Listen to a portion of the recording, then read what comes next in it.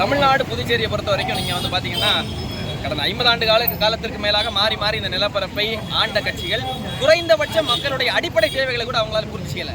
நாங்கள் ஒன்றும் பெரிய மாளிகை கட்டிதாங்க அதை தாங்க இதை தாங்கலாம் கேட்கல. குறைந்தபட்ச அடிப்படை தேவைகள் கல்வி, மருத்துவம் ரெண்டையும் நீங்கள் முதல்ல தரமா தாருங்க. இதை தந்தாலே மக்கள் அவர்களுடைய பொருளாதாரத்தை நீங்கள் பெரும்பாலும் பார்த்தீங்கன்னா மக்களுடைய பொருளாதாரத்தில் அவருடைய வருமானத்தில் ஒரு 80 விழுக்காடு வருமானத்தை எங்கே செலவு செய்கிறாங்கன்னா இந்த கல்வியிலும் மருத்துவத்துக்கும் செலவு செய்கிறாங்க. அப்போ அதை கூட தரமாக, சமமாக, இலவசமாக எல்லோருக்கும் கொடுக்க முடியாத ஒரு அரசுகள் தான் மாறி மாறி இங்கே இருக்கு.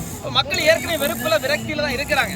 மக்கள் வந்து இந்த கட்சிகளுக்கு மாறி மாறி அவர்கள் விருப்பப்பட்டு வாக்கு செலுத்தல, வழி இல்லாம வாக்கு செலுத்துறாங்க. இந்த ரெண்டு கட்சிகளுக்கு தான் இனி ஒரு கட்சி இந்த மண்ணில் இல்லை என்ற ஒரு நிலையில் தான் மக்கள் வந்து வாக்கு செலுத்துறாங்க. ஆனால் சமீப காலமாக நாம் தமிழ் கட்சியுடைய வளர்ச்சி என்பது மிகப்பெரிய அளவில் இருக்கு. நாம் தமிழ் கட்சி வாக்கு செலுத்தினால் நாம் தமிழ் கட்சி வெற்றி பெறும் என்கிற ஒரு நிலைக்கு நாம் தமிழ் கட்சி வந்துவிட்ட காரணத்தால் மக்கள் நாம் தமிழ் கட்சி நோக்கி வந்துட்டு இருக்கிறாங்க. உறுதியாக நம்ம வந்து வெளியிடும். வருகிற நாடாளுமன்ற தேர்தலில் புதுச்சேரி நாடாளுமன்ற தொகுதியில் நாம் தமிழ் கட்சி தனித்து போட்டியிடுகிறது. எங்கள் கட்சியின் சார்பாக மருத்துவர் மேனகா அவர்களை நாங்கள் நிறுத்தியிருக்கிறோம். இதுவரை இல்லாத ஒரு புதிய அரசியலை, ஒரு மாற்று அரசியலை இந்த மண்ணில் விதைக்க வேண்டும் என்கிற ஒரு உன்னதமான நோக்கத்தோடு நாங்கள் வந்து கலந்து இருக்கிறோம். பல கட்சிகளை பார்த்திருக்கிறீங்க, பல நாடாளுமன்ற உறுப்பினர்களை பார்த்திருக்கிறீர்கள், பல பிரதமர்களை நம்ம பார்த்திருக்கிறோம். ஆனாலும் இந்த புதுச்சேரி வந்து எப்படி இருக்குது அப்படிங்கிறது உங்களுக்கு தெரியும். புதுச்சேரி அப்படின்னாலே அது ஒரு மதுபான கூடாரம் போன்று இன்னைக்கு வந்து மாறி இருக்கிறது. இந்த நிலை மாற்றப்பட வேண்டும். புதுச்சேரியில் பெண்களினுடைய பாதுகாப்பு எப்படி இருக்கிறது நமக்கு தெரியும். சமீபத்திலே தங்கை 9 வயதான ஒரு பெண் குழந்தைக்கு நடந்த கொடூரம் எல்லோருக்குமே தெரியும். அது போன்ற ஒரு நிலை மறுபடியும் நடந்துடக்கூடாது.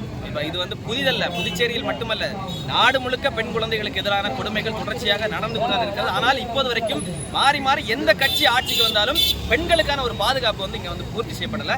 ஒரு பெண்களுக்கான ஒரு பாதுகாப்பு இந்த மண்ணில் உறுதிப்படுத்த வேண்டும் என்பதற்காக ஒரு பெண் வேட்பாளரையே நாம் தமிழ் கட்சி நாங்கள் வந்து களமிறக்கி இருக்கிறோம். ஒரு இளைஞர் படை, ஒரு புதிய அரசியலை எடுத்துகிட்டு வர்றோம்.